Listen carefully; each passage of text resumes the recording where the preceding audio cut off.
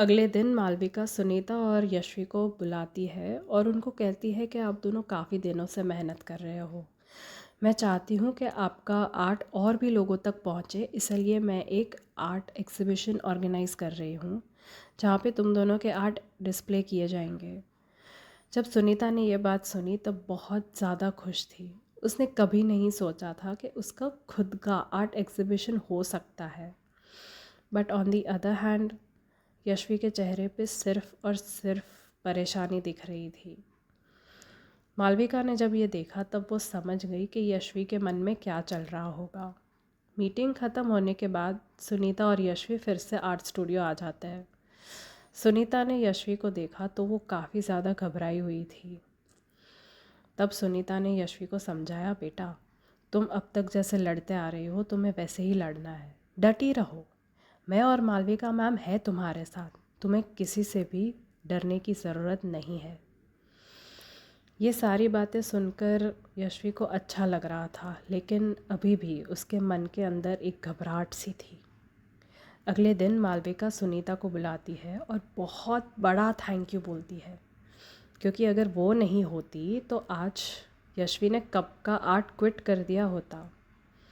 उस शाम जब सुनीता फिर से घर आती है अपने, तब वो देखती है उसका बेटा बैठा हुआ था, कुछ तो काम कर रहा था। सुनीता अपने बेटे के साथ बैठती है और उसका बेटा सुनीता को बताता है कि माँ, आपको पता है मैं कितना प्राउड फील करता हूँ आपके ऊपर। मैंने आपको कभी बताया नहीं, पर हाँ मैं बहुत ज़्यादा खुश हूँ कि आप अपने लिए कुछ कर रही हैं। और हाँ माँ, आप याद रखिएगा, मैं आपका सबसे पहला और सबसे बड़ा फ़ैन हूँ। ये सब बातें हो ही रही थी कि सुनीता का फ़ोन आता है। जब वो फ़ोन उठाती है तो यशवी के चिल्लाने की आवाज़ आ रही थी। सुनीता बहुत ज़्यादा घबरा जाती है, अपने बेटे को तुरंत बताती है कि हमें जाना होगा, हमें यशवी के घर जाना होगा, उसके साथ कुछ तो गलत हो रहा है। और दोनों तुरंत यशवी के घर पहुंचते हैं। वहाँ पे वो डोरबेल बजाते हैं तो एक आदमी ने दरवाज़ा खोला। दरवाज़ा थोड़ा सा ही खोलता है वो, और अजीब अजीब से जवाब दे रहा होता है। वो वहाँ से उन दोनों को भगाने की कोशिश कर रहा होता है, लेकिन सुनीता का बेटा ज़बरदस्ती अंदर घुस जाता है। जैसे ही वो अंदर जाता है तो यशवी की माँ उसको रोकती है अंदर जाने से, लेकिन वो फिर भी अंदर चला जाता है और यशवी को ढूंढने लगता है। वो फिर फटाफट ऊपर की तरफ जाता है। जैसे ही ऊपर पहुंचा तो एक रूम होता है जहाँ पे आगे से ताला दिया होता है। बिना कुछ सोचे समझे वो ताला तोड़ देता है और देखता है कि एक कोने में यशवी बैठी थी। बहुत ज़्यादा ख़राब हालत था रूम का और यशवी के पूरे शरीर पे मारपीट के निशान भी दिख रहे थे। उस दिन सिर्फ यशवी को रेस्क्यू ही नहीं किया था, लेकिन उसके माँ बाप को वहाँ पे अरेस्ट भी कर लिया गया था पुलिस को बुलवाकर। ये सारे सिचुएशन के बारे में मालविका को बताया और वो तुरंत ही वहाँ पे पहुँची।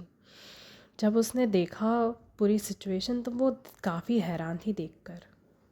वो उस दिन यशवी को अपने घर लेके आई और उसको प्रॉमिस करती है कि वो उसी दिन से उसकी लीगल गार्डियन बनेगी।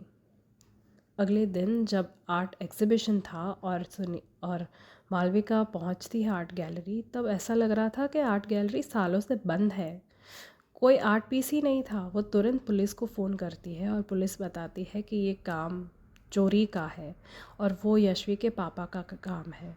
वो उनकी कस्टडी छोड़ के भाग गया है, लेकिन वो उसको लोकेट कर रही है, वो थोड़ी ही देर में कर देंगे ये काम। ये सारी बातें सुनीता को बताती है मालविका। सुनीता काफ़ी घबरा जाती है ये सुनकर, लेकिन वो ये भी बताती है कि यशवी को पता नहीं चलना चाहिए, और मालविका उससे बिल्कुल अग्री करती है। थोड़ी देर के बाद सुनीता पहुंचती है आर्ट गैलरी और मालविका काफ़ी खुश दिख रही होती है। मालविका उसको बताती है कि पुलिस ने लोकेट कर लिया है और वो तुरंत आ रहे हैं हमारे पास हमारा आर्ट पीसेस हमको लौटाने के लिए। उसके पापा बस चाहते थे उसका ये आर्ट एग्जीबिशन ना हो, इसलिए बिना प्लान के ही निकल गए थे।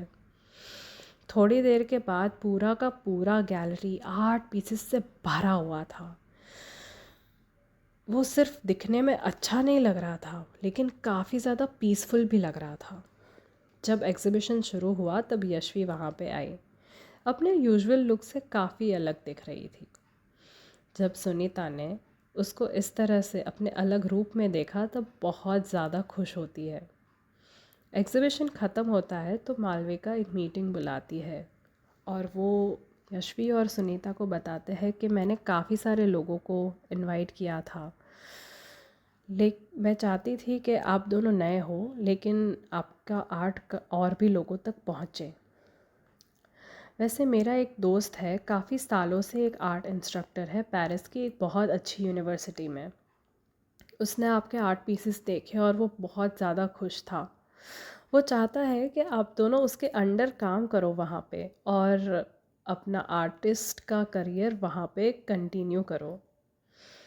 जब ये बात यशवी ने सुनी तो वो बिल्कुल सातवें आसमान पे थी, उसका सपना पूरा हो गया। लेकिन सुनीता के चेहरे पे थोड़ी सी घबराहट दिख रही थी। मालविका ने उनको कहा कि आप सोच के बताइएगा। उस शाम सुनीता अपने घर पे बैठी सोच रही थी कि उनके हस्बैंड वहाँ पे आते हैं और उसके साथ बैठ जाते हैं। तब सुनीता अपने हस्बैंड को अपने इस ऑफ़र के बारे में बताती है और कहती है कि मैं कहाँ इस उम्र में पेरिस जाऊँ, आर्ट सीखूँ, आर्ट एग्ज़िबिशन हो गया मेरा, वही बहुत बड़ी बात है मेरे लिए। तब सुनीता के हस्बैंड बताते हैं कि सुनीता, तुम अपने सपने साइड पर रख के हमारे लिए काम करती रही। मैंने तुमको आज तक कभी थैंक यू भी नहीं बोला, लेकिन तुम फिर भी करती रही काम। लेकिन अब तुम अपने लिए कुछ कर रही हो, फिर से दबा रही हो हमारे वजह से। मेरा तो क्या है, उम्र हो गई है मेरी रिटायरमेंट की, लेकिन तुमने तो अभी अभी अपने लिए कुछ करना सीखा है। तुम जी रही हो अब सुनीता। ये सारी बातें हो ही रही थी कि तब सुनीता का बेटा आता है और उनके साथ बैठ जाता है और बताता है, माँ, मैंने आपको पहले भी बोला है कि मैं कितना ज़्यादा प्राउड फील करता हूँ आपको देखता हूँ तब, और आप फिर से ऐसा कर रही है। अब मेरा क्या है, मैं तो मल्टीनेशनल कंपनी में काम करता हूँ। आज एप्लीकेशन दूंगा कि मुझे पेरिस वाले ब्रांच पे काम करना है, थोड़ी देर के बाद तो मुझे परमिशन भी मिल जाएगी। लेकिन माँ, अब आप सिर्फ अपने आप पे फोकस कीजिए। ये सारी बातें सुनकर सुनीता की आंखें भर आई। वो उसका बचपन का सपना फिर से दबाने ही वाली थी, लेकिन इस बार उसके फैमिली ने उसका स्टैंड लिया। कुछ दिनों के बाद सुनीता का फैमिली और सुनीता और यशवी और मालविका एयरपोर्ट पे थे। उनका वीज़ा पहले आया था, सुनीता और यशवी का, इसलिए वो दोनों पहले जा रहे थे। सुनीता और यशवी दोनों हाथों में हाथ लेकर चढ़ पड़ रहे थे अपनी नई जर्नी की तरफ। Thank you so much guys for watching, and let me know how do you feel about this story, and thank you so much for your support.